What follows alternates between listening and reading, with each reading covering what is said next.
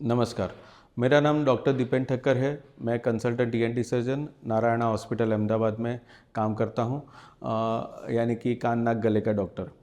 आज हम बात कर रहे हैं कि साइनस के बारे में। साइनस यानी कि जो हमारी स्कल होता है, यानी कि खोपड़ी की हड्डी होती है, जो नाक से जुड़ी हुई बीच में खोपड़ी में पुलाण होते हैं, जिसको हम साइनसिस बोलते हैं, जो नाक से जुड़े हुए होते हैं।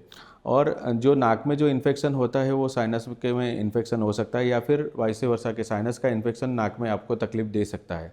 साइनस में कई प्रकार के इन्फेक्शन होते हैं, या तो वो इन्फेक्शन यानी कि कुछ कई प्रकार की बीमारियां हो सकती है।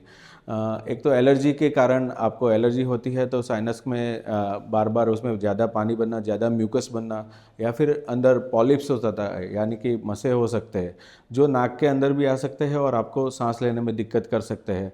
तो आपको नाक में से ज़्यादा पानी बहना, ज़्यादा नाक बंद रहना, या बार बार सर्दी होना, या फिर हेडेक होना, आपका हेड हैवी रहना, ये सब सिम्टम्स अगर है तो आपको साइनस की तकलीफ़ हो सकती है।